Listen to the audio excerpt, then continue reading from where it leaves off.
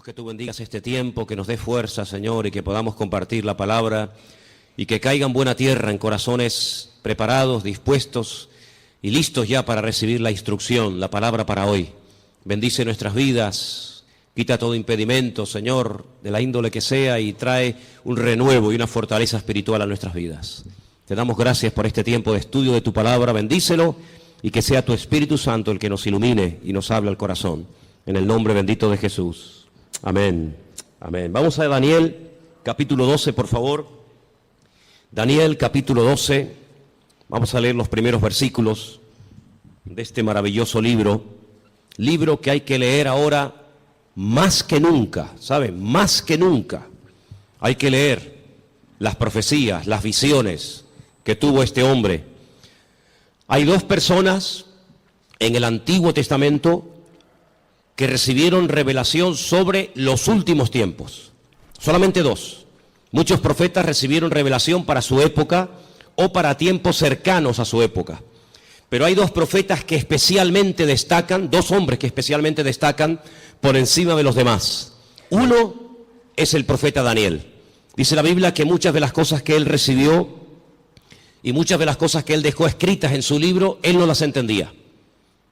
Él por fe las escribía y ahí las dejaba, y el Señor le decía, esto es para el fin de los tiempos, para los últimos días. Y otro hombre que dice literalmente en Génesis 49:1, no lo vamos a leer, pero si lo quieren, recuérdenlo. Génesis 19:1, un hombre que antes de morir llama a todos sus hijos, me refiero al patriarca Jacob, y les dice, acercaos, que os voy a declarar lo que va a pasar en los últimos tiempos. Y esa palabra, los últimos tiempos, aparece también con las mismas palabras en el libro de Daniel. Curiosamente, en esa especie de despedida del patriarca Abraham de sus 12 hijos y también de sus nietos, Manasés y Efraín, no les dijo todo lo que probablemente él había recibido, sino que el Señor, como que a pesar de la revelación que este hombre tenía, no contó todo lo que él sabía. Pero en Daniel tenemos muchísima información acerca de estos tiempos en los cuales nos ha tocado vivir. Y a partir del versículo 1 vamos a comenzar a leer, y dice así la palabra del Señor. ¿Lo tienen, hermanos? Daniel 12:1. Realmente, para entender el capítulo 12 hay que comenzar a leer desde el 10. Son capítulos muy largos, muy profundos, y por cuestiones de tiempo no lo vamos a leer hoy. Pero yo les pediría a ustedes que hoy o a lo largo de esta semana lean tranquilamente los capítulos 10, 11 y 12 del libro de Daniel, para que veáis qué información tan tremenda el Señor nos está dando a través de este hombre. En aquel tiempo se levantará Miguel, el gran príncipe, que está de parte de los hijos de tu pueblo. Será tiempo de angustia, cual nunca fue desde que hubo gente hasta entonces. Pero en aquel tiempo será libertado tu pueblo y todos los que se hallen escritos en el libro. Muchos de los que duermen en el polvo de la tierra serán despertados, unos para vida eterna y otros para vergüenza y confusión perpetua. Los entendidos resplandecerán como el resplandor del firmamento, y los que enseñan la justicia a la multitud como las estrellas a perpetua eternidad. Pero tú, Daniel, cierra las palabras y sella el libro hasta el tiempo del fin. Muchos correrán de aquí para allá y la ciencia se aumentará. Y yo, Daniel, miré, y aquí otros dos que estaban en pie, el uno a este lado del río y el otro al otro lado del río. Y me dijo, uno de los varones que estaba vestido de lino, que estaba sobre las aguas del río, ¿cuándo será el fin de estas maravillas? Y oí al varón vestido de lino que estaba sobre las aguas del río, el cual alzó su diestra y su siniestra al cielo, y juró por el que vive por los siglos, que será por tiempo, tiempos y la mitad de un tiempo. Y cuando se acabe la dispersión del poder del pueblo santo, todas estas cosas serán cumplidas. Y yo oí, mas no entendí. Y dije, Señor mío, ¿cuál será el fin de estas cosas? Él respondió, anda, Daniel, pues estas palabras están cerradas y selladas hasta el tiempo del fin. Muchos serán limpios y emblanquecidos y purificados. Los impíos procederán impíamente, y ninguno de los impíos entenderá, pero los entendidos comprenderán. Y desde el tiempo que se ha quitado el continuo sacrificio hasta la abominación desoladora, habrá 1290 días. Bienaventurado el que espere y llegue a 1335 días. Y tú irás hasta el fin y reposarás y te levantarás para recibir tu heredad al fin de los días. ¿Cuántos dicen amén? No es un libro fácil, ¿saben? Es un libro que además hay partes, no todo. Estos capítulos no, gracias a Dios, pero hay otros capítulos que están escritos en arameo. Y aunque se escriben las letras igual, las palabras significan cosas diferentes. Por lo tanto, esos capítulos, yo particularmente en arameo sí los puedo leer, pero no los entiendo porque no hablo arameo. Pero estos capítulos 10, 11 y 12 están escritos en hebreo y son muy interesantes porque hay expresiones, hay hebraísmos, hay palabras que tienen una profundidad, un sentido mucho más profundo que lo que a priori se puede entender, se puede ver, ¿no? ¿Por dónde empezamos? Bueno, hermanos, solamente decirles algo. ¿Os dais cuenta cómo está el mundo? En cuestión de días, en cuestión de semanas, el panorama mundial ha cambiado completamente. Profecías que hacían cientos, por no decir miles de años, que han estado ahí como dormidas, están surgiendo las circunstancias, se están dando las situaciones para que así, en un abrir y cerrar de ojos, en cualquier momento, puede iniciar una situación de tal magnitud que ya no hay marcha atrás. De hecho, yo me atrevería a decir esta tarde que estamos en este momento en una situación en la que ya no hay marcha atrás. Naciones que antaño se pelearon, ahora se han unido porque tienen un enemigo en común, y los medios de comunicación ayudan y al mismo tiempo no ayudan. Ayudan porque te dan información del movimiento de tropas, de soldados, situaciones de países, lugares donde hay guerras, muertes, etcétera. Y en cierto sentido, pues gracias a la televisión, a la radio, a la prensa, a internet, pues te enteras de cosas que están ocurriendo a centenares o a miles de kilómetros y estás al día. Pero por otra parte, ellos cuentan su versión. Ellos te cuentan lo que ellos entienden que está ocurriendo. Pero sin embargo el creyente tiene que tener la sabiduría y la comprensión espiritual para ver mucho más allá y leer e interpretar correctamente lo que está ocurriendo. Hay una profecía que lleva miles de años, vamos a decir entre comillas, dormida, y tiene que ver con la ciudad de Damasco, capital de Siria. Dos profetas, el profeta Isaías y el profeta Jeremías, profetizaron con muchísimo tiempo de antelación que esta capital sería atacada y quedaría prácticamente en ruinas y no quedaría prácticamente recuerdo de ella. No vamos a leer todos los versículos que tengo porque si les digo la verdad, tengo tanto material sobre todo esto que podríamos estar aquí una semana entera sin salir, se lo puedo asegurar. Pero para los que estén tomando nota, y como además esto queda grabado, después ustedes pueden ir a su casa y volver a escuchar el mensaje, Isaías 17:1, Jeremías 49:23, en esa porción está la profecía que va dirigida específicamente a la ciudad de Damasco.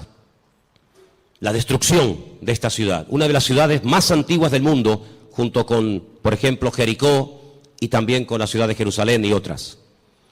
De toda la vida se ha creído que en algún momento Israel atacaría Damasco y la destruiría. De hecho, ha estado en varias ocasiones a punto de destruir Damasco, pero no ha sido así. Son los mismos sirios, peleándose unos contra otros, todos contra todos, los que están destruyendo un país que antaño fue un lugar donde miles y miles de cristianos vivían. Un lugar donde dice la Biblia que el apóstol Pablo se dirigía para perseguir a los cristianos, porque aquello era un reducto, un lugar donde los cristianos se refugiaban. Y dice que mientras iba camino hacia Damasco, la Escritura dice que el Señor le salió en el camino y se le reveló como el camino, la verdad y la vida, como el Mesías. Y fue camino a Damasco que el apóstol Pablo llegó a conocer el Evangelio y al verdadero Mesías. Y fue en la ciudad de Damasco donde fue bautizado. Y fue en la ciudad de Damasco donde lo visitó un hermano, un discípulo llamado Ananías, que dice que oró por él y se le cayeron como escamas de los ojos y pudo entender. Y allí recibe una palabra que marcó su vida. Allí recibe una palabra profética y le dice: mira, el Señor se te ha aparecido en el camino, se te ha revelado, te está liberando. Yo en estos días he estado hablando acerca de varios tipos de ataduras, ataduras espirituales, ataduras físicas, ataduras mentales. El Señor dice: yo te he desatado, yo te rompo toda ligadura de prejuicios, de cultura, de religión, de rechazo a otras naciones, y te libero de tu pueblo y te envío lejos a los gentiles, para que le abras los ojos y para que entiendan lo que tú ya has entendido. Pero también le profetiza los sufrimientos y las torturas y el camino arduo por donde tendrá que pasar hasta llegar a la meta, hasta llegar a la presencia del Señor, ¿verdad? Y estamos viendo cómo en Siria ya sinceramente todas las cifras se quedan cortas, porque ¿quién realmente sabe cuánta gente ha muerto, cuántos están muriendo, cuántos van a terminar de morir en el país de Siria, un país que está en el norte de Israel, que lo separa, digamos, esa frontera natural llamada los Altos del Golán, esa especie de balcón donde allí se encuentra el famoso Monte Hermón, ¿verdad?, del cual habla el Salmo 133, ¿verdad? Mirad cuán bueno y cuán delicioso es los hermanos juntos en armonía, y ahí habla de ese hermoso monte. Bueno, pues en ese país están peleando, como dije, todos contra todos. Ahora, para entender un poco lo que está ocurriendo, hay una serie de palabras que prácticamente a diario se escuchan en la televisión y muchas veces la gente no sabe de lo que se está hablando. El mundo del Islam está dividido fundamentalmente en dos grandes fracciones. Hay algunos grupitos de los cuales no vamos a hablar, pero el mundo del Islam está dividido en dos grandes partes. Casi con más de un 80% están los suníes, y con un 13% están los chiíes. Y de esto oímos hablar mucho a diario, ¿verdad? Los suníes, los chiíes. Y aunque hay países donde están todos juntos, pero hay después otros países que son mayoría suníes o mayoría chiíes. Por ejemplo, los países donde son mayoría los suníes, con más del 80%, es Arabia Saudita, donde se encuentra la Meca, Kuwait, los Emiratos Árabes, Jordania, Egipto, Pakistán, Afganistán, Yemen y otros más. Los países con mayoría chií, Irán, Persia, como lo llama la Biblia a la cabeza, parte de Irán, Líbano.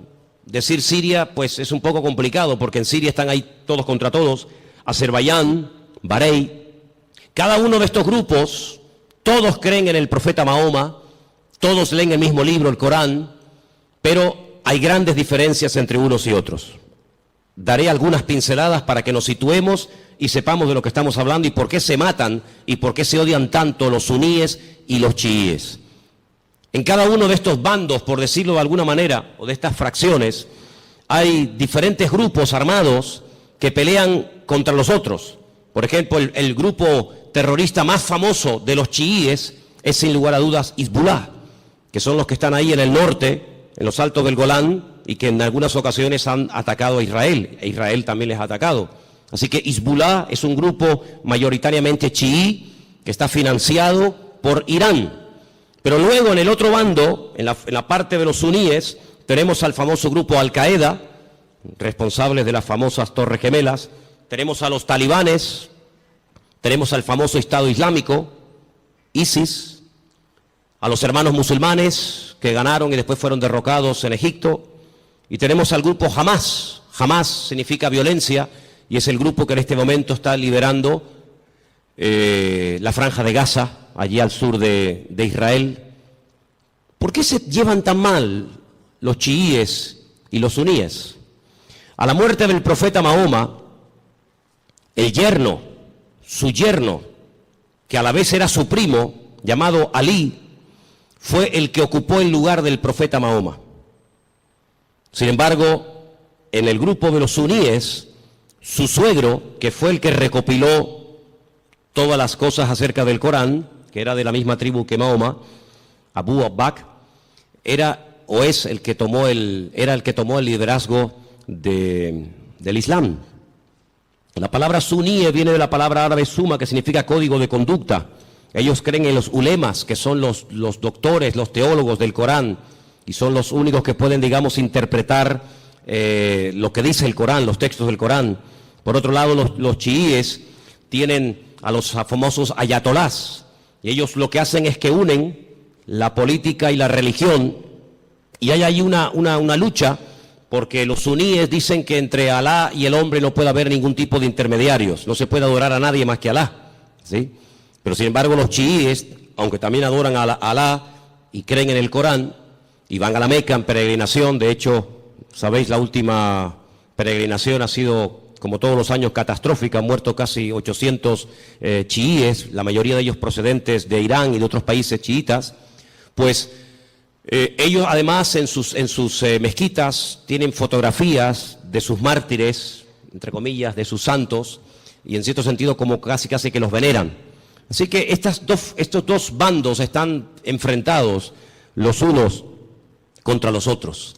Y allí en Siria, por ejemplo, están peleando los chiíes contra los suníes contra los chiíes. Unos son apoyados por unos países, otros son apoyados por otros países.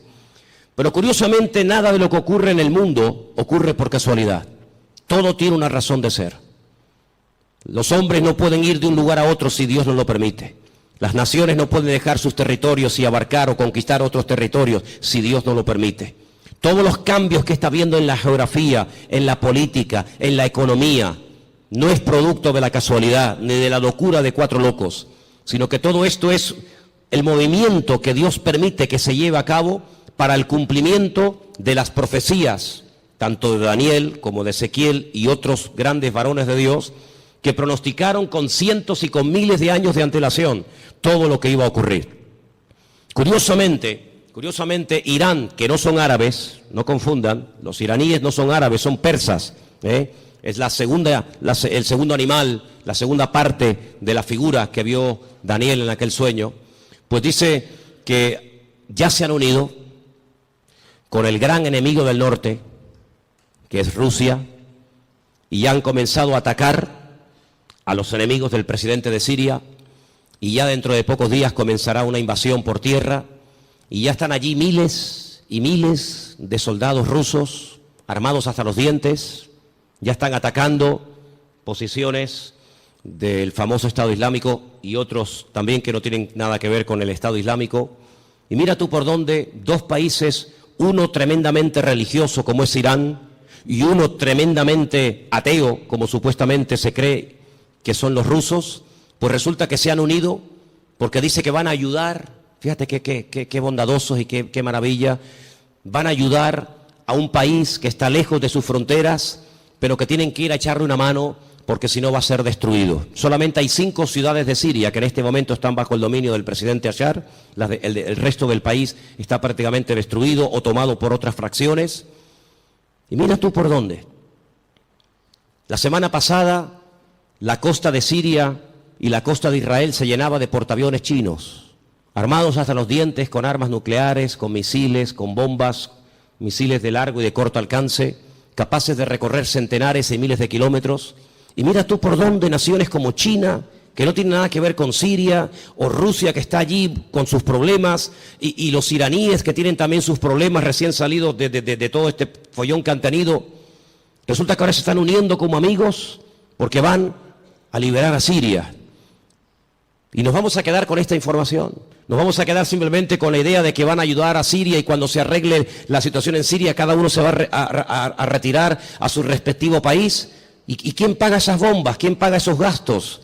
Los muertos que van a caer por ambas partes, las familias, los uniformes, las balas, los cañones, la gasolina, el gasoil, los aviones, los helicópteros. ¿Por qué todo esto?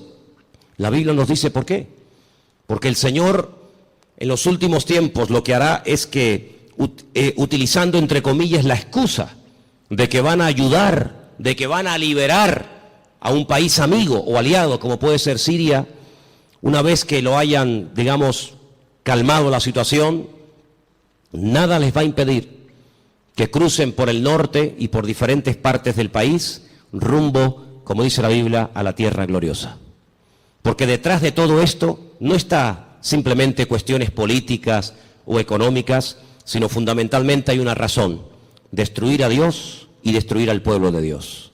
Israel sabe perfectamente que se encuentra en una especie de callejón, no digo sin salida, porque Israel siempre tendrá salida, y la salida no es mirando a Estados Unidos, la salida no es mirando hacia Europa, sino que, como dice la Escritura, Israel en los últimos tiempos se verá totalmente sola y abandonada, como aquella pobre viuda que se fue cargada o se fue contenta con sus hijos, incluso haciendo honor a su nombre, complacida, y viene del extranjero derrotada y solitaria, sin hijos y sin marido, llamada Noemí, y tiene la pobre Ruth que atenderla en los últimos años de su vida.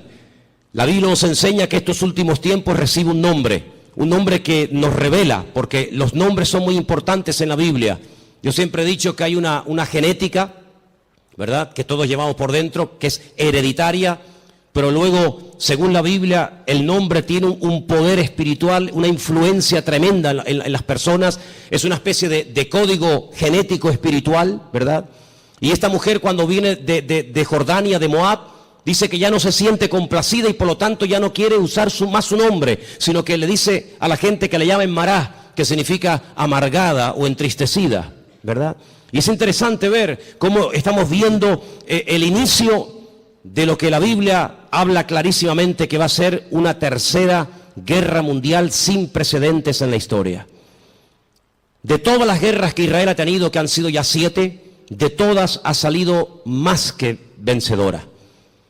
Le han atacado por todas partes, de noche, de día, en plenos días de fiesta importantes. Por todas partes, de todas y cada una de las guerras que Israel ha tenido hasta el día de hoy, de todas ha salido victorioso. De esta guerra que está a punto de producirse en cuestión de días, semanas o meses, la única forma de salir con vida es que venga el Mesías en persona y les ayude. Esta guerra es una guerra que jamás se ha visto. Hemos leído en esta tarde en el capítulo 12 de Daniel que hay una especie de protección sobrenatural tipificada o representada en un soldado espiritual, en un arcángel llamado Miguel, que aparece en varias ocasiones en distintas partes de la Biblia. Solamente hay 2 ángeles en la Biblia, solamente 2 ángeles en la Biblia, que la Biblia nos revela su nombre, Gabriel y Miguel. La Escritura dice que Josué, antes de entrar a tomar posesión de la tierra, vio a un varón, y la descripción que nos da el libro de Josué se asemeja mucho a la descripción que nos da Daniel en el capítulo 12, y nos da a entender de que este arcángel tremendamente poderoso llamado Mijael, que significa quien como Dios, Mijael, pues es una protección espiritual que Dios le ha asignado a este pueblo. En algún momento puntual, solamente Dios sabe cuándo, este arcángel, este varón de Dios tremendamente poderoso, que contendió con Satanás por el cuerpo de Moisés, dice el libro de Judas, será quitado, será desplazado, y entonces dice que será un tiempo de angustia cual nunca hubo gente, y más que gente, la palabra es naciones. Desde que hay naciones sobre la faz de la tierra, dice la Biblia que nunca el hombre habrá visto una guerra de tal magnitud, con tanta cantidad de soldados, de armamento y de tropas como esta última. Vamos a leer dentro de unos momentos algunos textos de la Biblia, pero es impresionante los datos que la Biblia te da antes de que comience la guerra. Aún no ha comenzado, aún no existía el siglo XX, o el siglo XXI, cuando todo esto se escribió, y los profetas, por revelación del Señor, recibieron los datos concretos y específicos sobre esta guerra. Por ejemplo, nos dice que llegarán a intervenir más de 200 millones de soldados. Jamás ha habido ninguna guerra con tantos millones de soldados. 200 millones de soldados. Esta guerra se describe de una forma tremenda, con unos detalles que te quedas con la boca abierta en 3 capítulos de la Biblia. Creo que sois capaces de recordar estas cifras. Ezequiel 38 y 39 y Zacarías capítulo 14. Ahí tenéis toda la información acerca de esta tremenda batalla que empezará por el norte, capitaneada y dirigida nada más y nada menos que por Rusia. En el capítulo 38 del libro de Ezequiel nos dice algunas cosas muy interesantes sobre este tiempo final. Y voy a leer algunos versículos para que veáis qué importancia le da el Señor a que el pueblo de Dios no esté en la ignorancia. Hay gente que está muy distraída, muy sumergida en sus problemas, muy metidos en sus cuestiones y se olvidan de que el Señor en su palabra nos dice que tenemos que levantar la vista y darnos cuenta de que nuestra redención está cercana. Ezequiel 38 dice, versículo 1, vino palabra del Señor diciendo, hijo de hombre, pon tu rostro contra Gog. Gog es el nombre, digamos, simbólico, no es que se llame así, de una región que la Biblia lo llama Magot, que está en todo lo que sería todo el territorio que ocupa Rusia actualmente. Y fijaros que hay dos nombres de hombres, solamente dos hombres de hombres, que curiosamente tanto en español como en hebreo empiezan y terminan con la misma letra. Uno es el nombre David. David empieza con una letra llamada Dalet y termina con otra letra llamada Dalet. Y esto nos habla acerca de que David era un hombre que cuando lo conocías así era. No es que lo vas conociendo y es completamente diferente. Es un hombre que no tiene dos caras, no tiene dos personalidades, no tiene doblez en su carácter. David era así, por eso esa letra que empieza y esa letra que termina es la misma, como diciendo que David es un hombre que es lo que ves, no hay más. Curiosamente, en un acto de imitación sin precedentes en la historia, a este líder político se le pone un nombre simbólico cuya letra empieza por la G o la Gimel en hebreo y con la misma letra termina la G o la Gimel, God, como diciendo que lo que ves es lo que hay. En David era lo positivo. Si ves que es un hombre espiritual, es que es espiritual. Si ves que es un hombre valiente, es que es valiente. No es que dé impresión de valiente y luego es un cobarde. No es que es un hombre aparentemente espiritual y luego es un carnal. No. Bueno, pues en God, en este personaje que nosotros lo conocemos más famoso como el nombre del famoso anticristo, si tú lo ves así, así es como es. Es malo, es apoyado por el diablo, etcétera, etcétera. Y dice aquí, así ha dicho el Señor, he aquí yo estoy contra ti, oh God, príncipe soberano de Mesec y Tubal. Estos son hijos de Noé.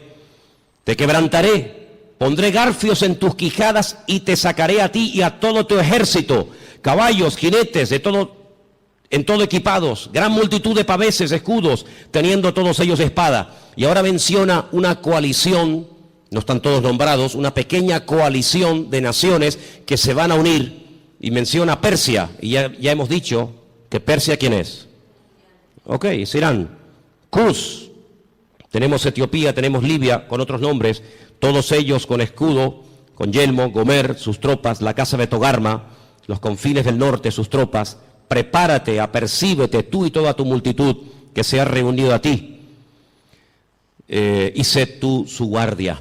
Pero si leemos un poquito más adelante, versículo 15, vendrás de tu lugar de las regiones del norte, y tú y muchos pueblos contigo. Fíjate, todos ellos a caballo, gran multitud, poderoso ejército. Subirás contra mi pueblo Israel. Sí, es inevitable que este hombre ataque a Israel, es inevitable. Bueno, pero es que van a ir a Siria. La noticia no dice nada de Israel. Las noticias no, pero la Biblia sí. Y las noticias no pueden saber la información que tú y yo tenemos en esta tarde. Mañana Telecinco no puede decir, le presentarían una denuncia, diría, esta gente está loca.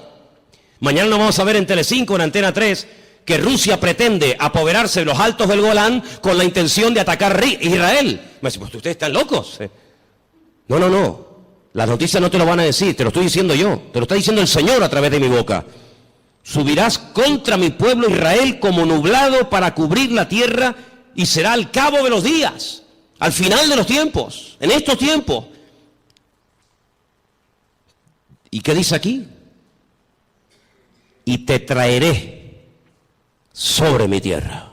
No es que a Putin se le ocurre la genial idea de decir, bueno, vamos a Siria y ya que estamos a un tiro de piedra, saltamos los altos del Golán y desde los altos del Golán vemos todo Israel abajo y la machacamos. Total, que son 300 kilómetros de largo para un imperio, para una potencia militar como Rusia, que con una bomba hace así y borra de la faz de la tierra a 10 millones de personas, porque eso es lo que puede tener Israel en este momento, si es que llega ahora mismo a 10 millones de personas viviendo allí.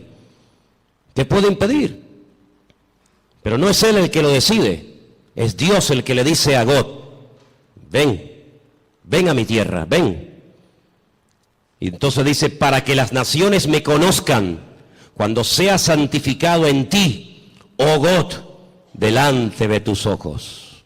Así dice el Señor, ¿no eres tú aquel de quien hablé yo en tiempos pasados por mis siervos los profetas de Israel, los cuales profetizaron en aquellos tiempos que yo te había de traer sobre ellos?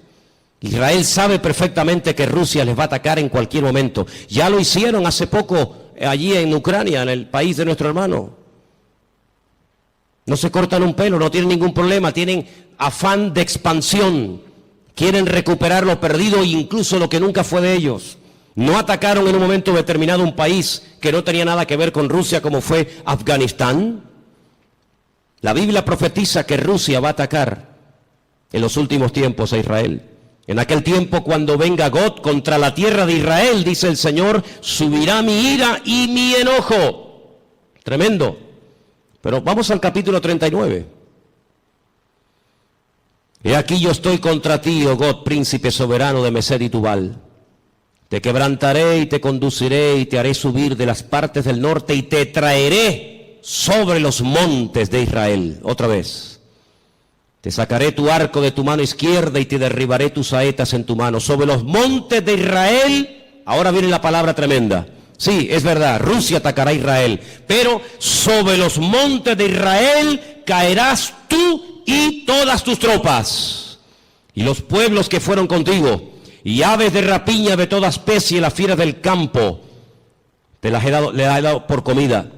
Sobre la faz del campo caerás, porque yo he hablado, dice el Señor. Impresionante, ¿eh?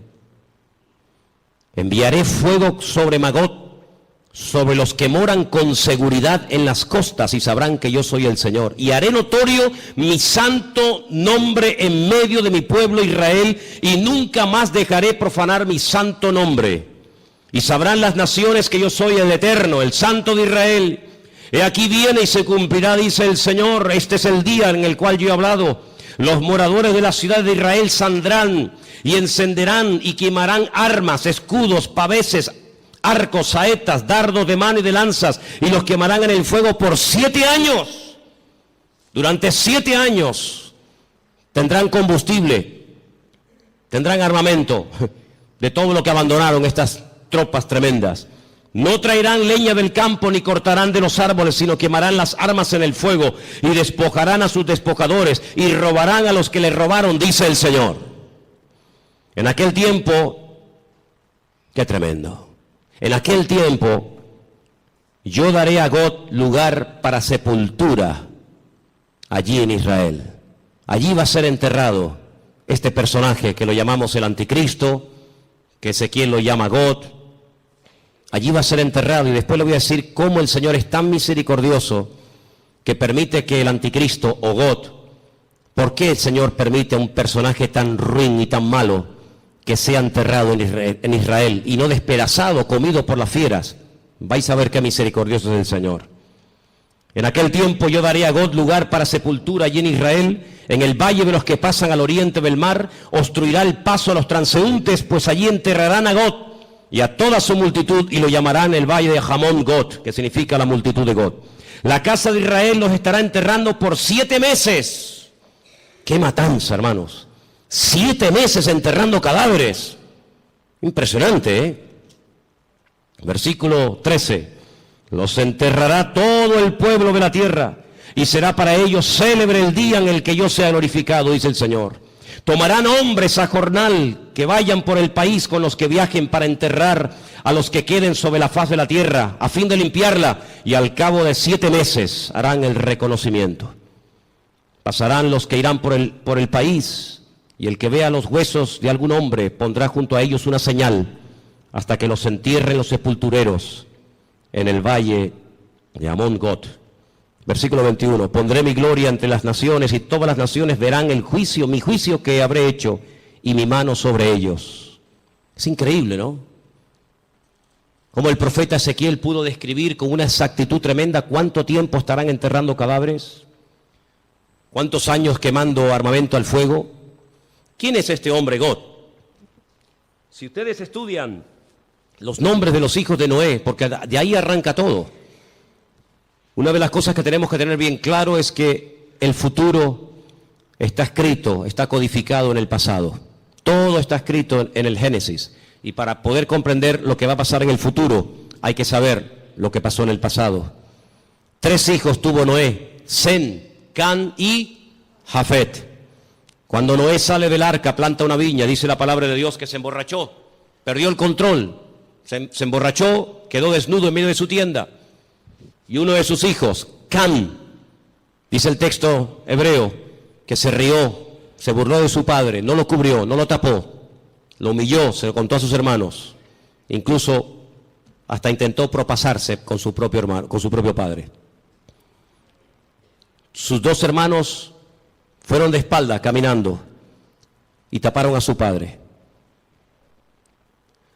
Fíjate qué misericordioso es el Señor, que este personaje que es descendiente de Jafet, no de Can, no de Sem, sino de Jafet, por haber cubierto a su padre, él será cubierto con tierra en los últimos tiempos, en la tierra de Israel.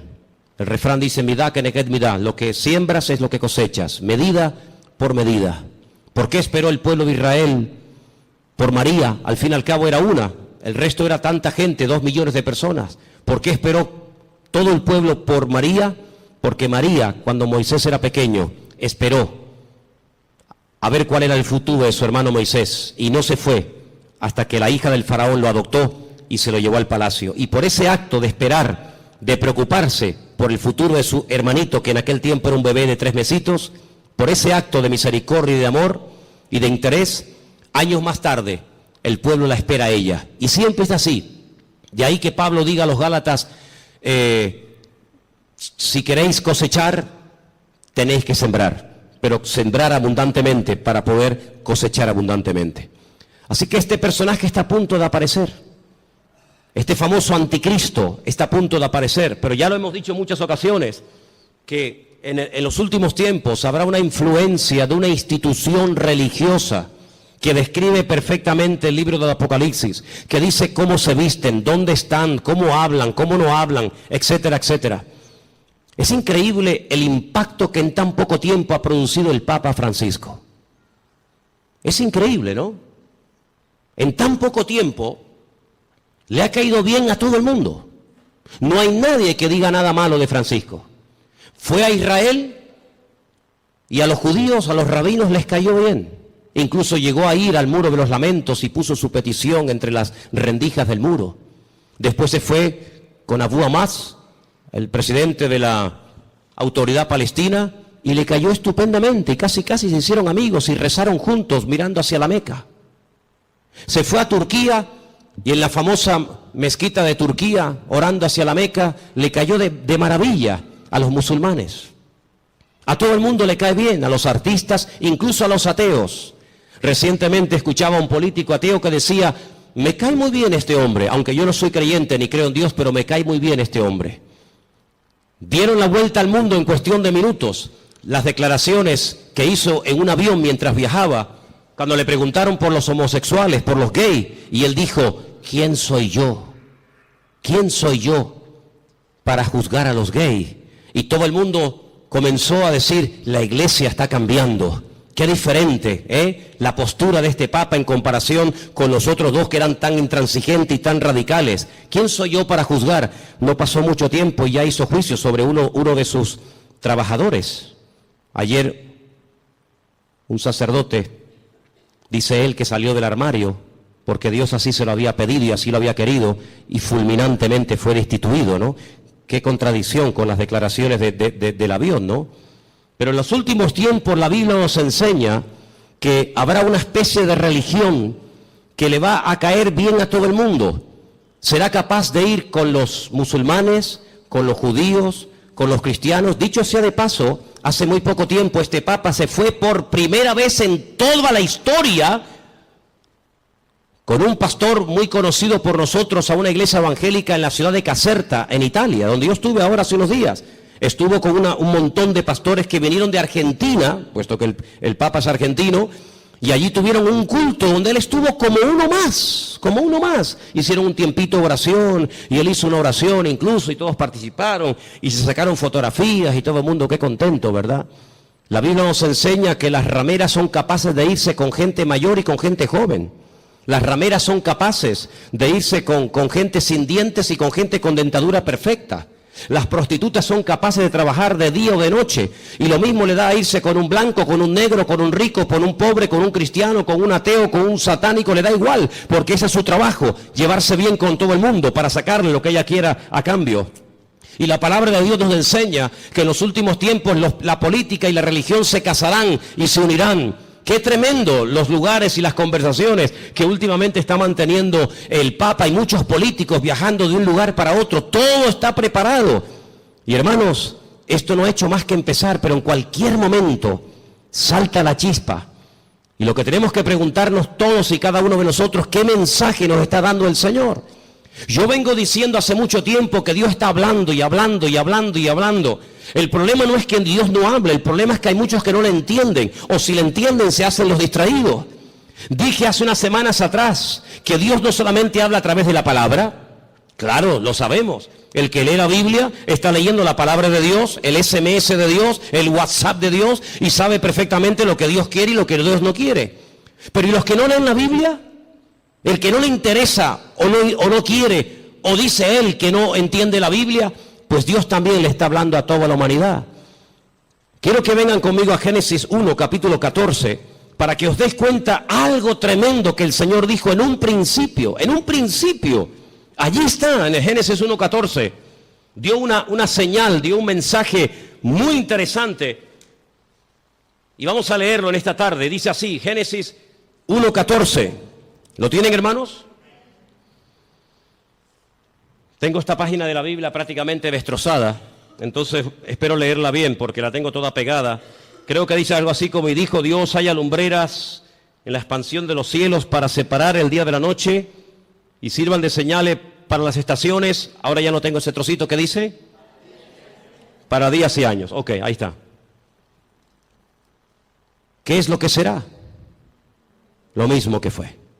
Cuando estudiamos hace unas semanas atrás el Salmo 19, yo dije que el Salmo 19 dice literalmente, los cielos cuentan la gloria de Dios y el firmamento anuncia la obra de sus manos. Un día emite palabra o información a otro día, de tal manera que hay personas paganas, no creyentes, que a lo largo de la historia, incluso hasta en estos tiempos, fíjate lo que te digo, observando no las profecías de la Biblia, sino observando el cielo, el firmamento, llegan a conclusiones tremendas. Quiero decirles que en un momento puntual de la historia de la humanidad, el Señor utilizó el astro rey, el sol, la luna y las estrellas para darle un mensaje profético a uno de sus hijos llamado José. ¿Lo habéis olvidado? Dice que él vio al sol, a la luna y a las estrellas que se postraban delante de él. Y Jacob, cuando oye el sueño de su hijo, él entiende perfectamente lo que le está diciendo. El sol es el padre, la luna es la madre y las estrellas son sus hermanos. Curiosamente las estrellas, los hermanos, llegaron antes que el sol a Egipto, porque siempre es así, primero es la noche y luego es el día. No primero el día y después la noche. Primero había tinieblas y después vino la luz. La tiniebla siempre precede a la luz. Pero fíjate qué curioso, los magos de Oriente, que no sabemos realmente de dónde eran, si eran judíos, si no eran judíos, sabían perfectamente el lugar y el día en el que había nacido el Mesías, porque interpretaron que aquellas estrellas que tenían nombre, la estrella Sadik, la estrella Jamelec, etcétera, se habían alineado y ellos sabían perfectamente que tenían que ponerse en marcha para llegar a donde, a Belén de Judea, porque allí era donde había nacido el Mesías. Y es que el Señor en el versículo 14 de Génesis 1 que hemos leído, dice que cuando Él creó el sol, cuando Él creó la luna y Él creó las estrellas, no solamente las creó, número uno, para separar, para hacer diferencia entre el día y la noche, no, sino que dice que las creó para las estaciones, y la palabra estaciones es la palabra hebrea modín, y la palabra modín, ¿sabe lo que significa? Fiestas. Es la misma palabra que se emplea en Levítico cuando dice, recuerden las fiestas del Señor. ¿Cuándo tienen que ir? ¿Cuándo no tienen que ir? ¿Cuándo tienen que ponerse en marcha? ¿Cuándo no tienen que ponerse en marcha? En otras palabras, cuando ustedes vean los cielos, ustedes podrán discernir en qué tiempo de su relación con Dios ustedes se encuentran. Es muy importante que tú, hermano y hermana que me escuchas en esta noche, te preguntes, ¿dónde me encuentro ahora mismo en mi camino, en mi relación con Dios? ¿Estoy más cerca? ¿Estoy más lejos? ¿En qué punto me encuentro? Porque el tiempo marca la circunstancia y la circunstancia marca el tiempo. Jesús le dijo, ustedes olvídense de ver señales. Esta generación, como es una generación mala, perversa y adúltera, no se le ha permitido ver señales como a otras se les permitió. Ustedes solamente podrán ver una señal, solamente una, y la van a ver, y se llama la señal del profeta Jonás. ¿En qué consistía? Bueno, le está diciendo, así como Jonás estuvo en el vientre del pez 3 días y 3 noches, así estaré yo, el Hijo del Hombre, en el vientre de la tierra 3 días y 3 noches. Esa señal era la señal de la generación de Jesús. Pero sin embargo, Noé no esperaba esa señal. Porque ¿cuál era la señal de Noé? El diluvio. Pero ¿cuál era la señal de Salomón? La construcción del templo. Y cada generación, cada tiempo tiene una circunstancia, una señal, y cada señal identifica el tiempo. Por eso podemos saber ahora mismo en qué tiempo, en qué lugar, en qué punto del camino yo me encuentro en mi relación con Dios por lo que estoy viendo. Porque repito, la señal, la circunstancia política, social, económica, espiritual, etcétera, etcétera, marca el tiempo en el que yo estoy viviendo. Yo no puedo ver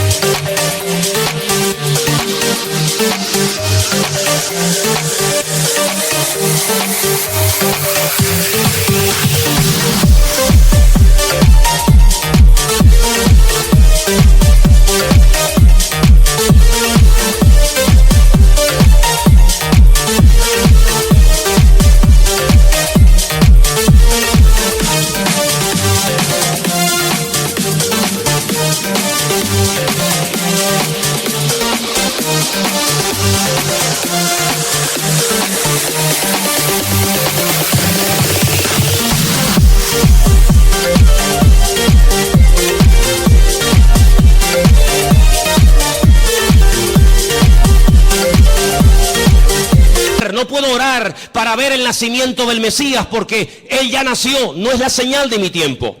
Yo no puedo esperar, aunque ore, ayune 40 días, tome autoridad y reprenda y declare. Yo no puedo ver al profeta Jonás siendo vomitado en una playa para ir a predicar a los ninivitas. No, porque no es la señal de mi tiempo. Pero ¿cuáles son las señales de nuestro tiempo? Pues algunas de las que les estoy diciendo esta noche. Como Rusia, Persia, las naciones árabes, Europa y el mundo entero le darán la espalda a Israel. Y ustedes dicen, pero ¿cómo es posible que todos? Es que no hay ni uno. No hay ni uno que apoye a Israel. Dice, bueno, los americanos, ya no es como antes. Ya no es como antes. Israel se verá más sola que la una. Y solamente podrá mirar en una sola dirección, hacia arriba.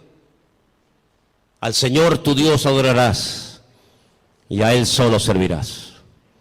Era como la señal profética en el arca de Noé. El arca de Noé no eran balcones como estos cruceros hermosos que abres la ventana de tu habitación y sales a una terraza. No, el arca de Noé no tenía ventana, no tenía ojo de buey, tenía una sola ventana arriba. No podían mirar a derecha, izquierda, adelante o detrás, no. El arca de Noé no tenía timón, porque no había que dirigirla a ninguna parte, Dios la dirigía. Y si querías mirar a algo, a una dirección, si era de día o de noche, arriba, nada más que arriba. Y eso es lo que el Señor quiere que nosotros hagamos, que solamente mires arriba. ¿Y quién está arriba? El Señor, Dios Todopoderoso, nuestro Señor, Rey de Reyes y Señor de Señores, no solamente a Él. Y por eso, amados hermanos, esta es la señal de nuestro tiempo. ¿Qué pinta Rusia en Siria? ¿Qué pinta Irán?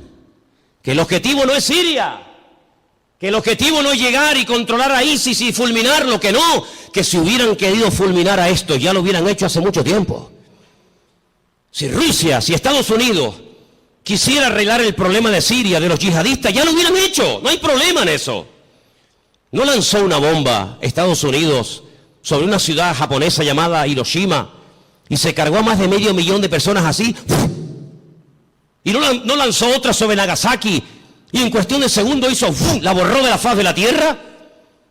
Que el problema no está en que no se pueda contra ellos, sí se puede contra ellos. El tema es que cada pieza tiene que encajar en el puzzle del Señor. Y el Señor ha puesto a esta gente allí.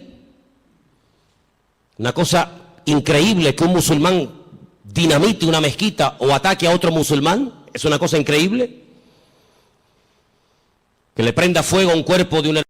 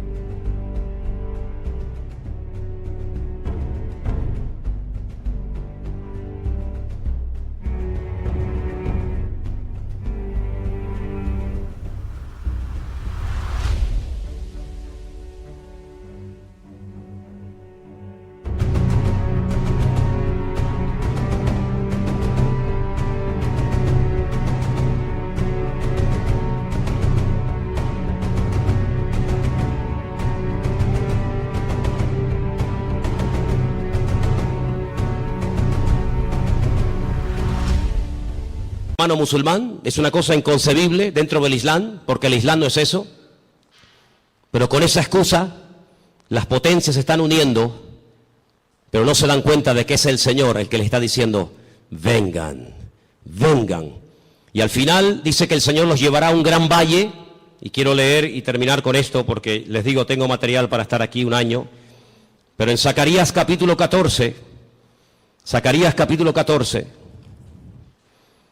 y después la última porción la leeremos en Joel, es el Señor el que le dice a las naciones, vengan que yo les voy a juzgar en el valle de la decisión, valle de Josafat. Zacarías capítulo 14, ¿lo tienen, hermanos? ¿Sí? Dice así la palabra del Señor. He aquí el día del Señor. Viene y en medio de ti serán repartidos los despojos.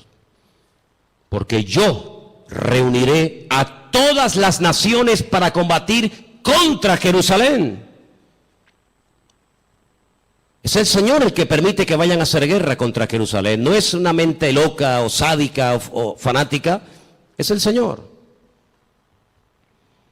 La ciudad será tomada, las casas serán saqueadas y violadas las mujeres. La mitad de la ciudad irá en cautiverio, mas el resto del pueblo no será cortado de la ciudad. Después saldrá el Señor y peleará con aquellas naciones como peleó en el día de la batalla. Se afirmarán sus pies en aquel día sobre el monte de los olivos, que está enfrente de Jerusalén al oriente.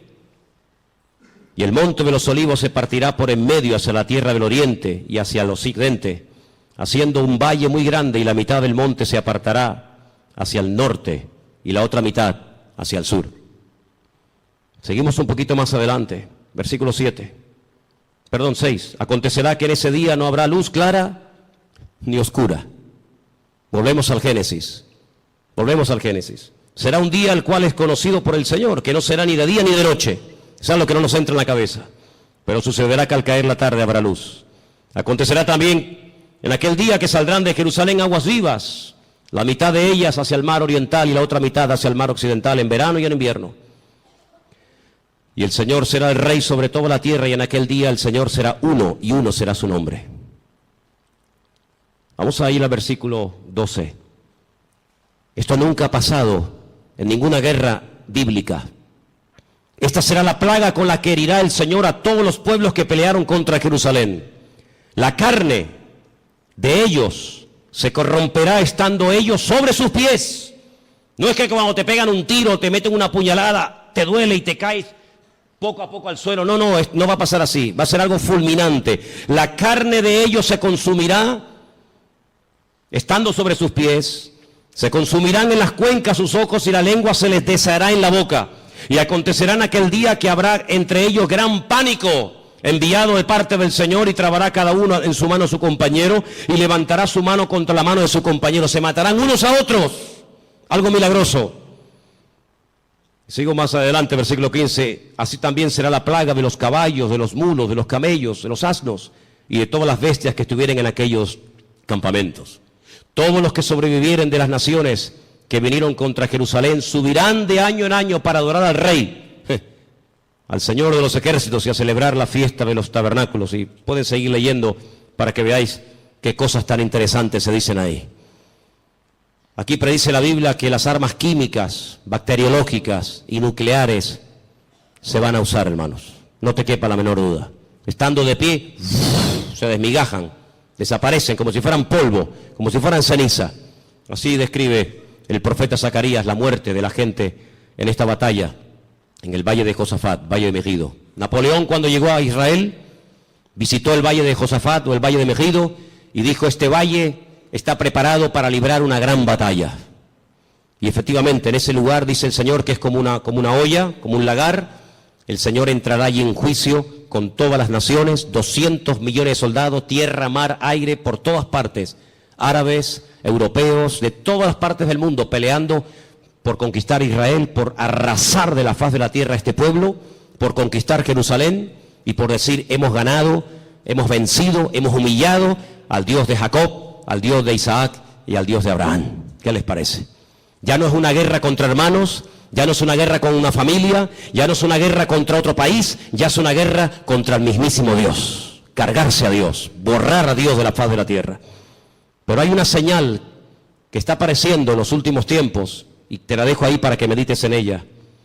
Y dice la Biblia literalmente lo siguiente: el sol se convertirá en tinieblas y la luna en sangre antes de que venga el gran día y espantoso del Señor. Qué curioso, ¿no? Hasta Dios hablando a través de los eclipses, a través de las famosas lunas de sangre, que curiosamente tanto el año pasado, 2014, como este año 2015, siempre han aparecido coincidiendo o con Pesaj, la Pascua, o con la fiesta de los tabernáculos. Qué curioso, el año pasado y este año otra vez volvió a aparecer una cuarta luna roja en el día de Pesaj o de Pascua, y recientemente, hace unos días, en la fiesta de los tabernáculos. Dios hablando, porque un día emite palabra, otro día, los cielos cuentan la gloria del Señor. Lo que puedo decir con todo esto es que nos queda poco tiempo. La humanidad va a entrar en un callejón sin salida, pero dice la Biblia que tenemos que velar, tenemos que orar, buscar del Señor más que nunca, no perder el tiempo. No dejes que el enemigo te robe la paz, ni dentro de tu casa ni fuera de tu casa. No dejes que el enemigo arrebate la bendición que tanto le costó al Señor ganar en la cruz por ti y por mí. Así que en esta tarde es tiempo de acercarnos al Señor, es tiempo de decirle: Señor, recompón mi vida, restaura. Hay voces por aquí, voces por allá, el mundo se está cayendo a pedazos, la ciencia aumentará, la gente corre de un lado para otro, gente de oriente a occidente, de aquí para allá. Pero todo esto es la señal de que pronto te corre de un lado para otro, gente de oriente a occidente, de aquí para allá. Pero todo esto es la señal de que pronto viene el Señor a buscar a su pueblo. ¿Cuántos dicen amén? Cierra tus ojos, hermano. Cierra tus ojos. Lee tranquilamente hoy en casa Ezequiel 38, Ezequiel 39, el libro de Joel, las cartas de Pablo, el libro de Apocalipsis, el libro de Daniel, y te vas a dar cuenta de que el Señor está hablando por todas partes, para que despertemos del sueño, para que nos demos cuenta de que el tiempo se acorta y que no hay tiempo que perder. Señor, en esta tarde nos vamos a acercar ahora a tu mesa con acción de gracias. Queremos participar con gratitud, reconociendo tu soberanía, reconociendo tu autoridad. Nos ponemos bajo tu cobertura, Señor. Nos ponemos, Señor, en tus manos. Pedimos que bendigas este pan, este vino, símbolos de tu muerte, de tu victoria, de tu resurrección, de tu venida. Y que en esta tarde lo hagamos, como dice la palabra del Señor, dignamente, valorando cada cosa que tú has hecho por nosotros, Padre. Bendice este tiempo y que podamos salir esta tarde de este lugar renovados, bendecidos y fortalecidos. Abre nuestros ojos para que podamos ver todo lo que está ocurriendo, cómo las profecías se están cumpliendo de una forma tremenda. En el nombre bendito de Jesús. Amén, amén. Vamos a ponernos de pie, por favor, en esta noche, hermano.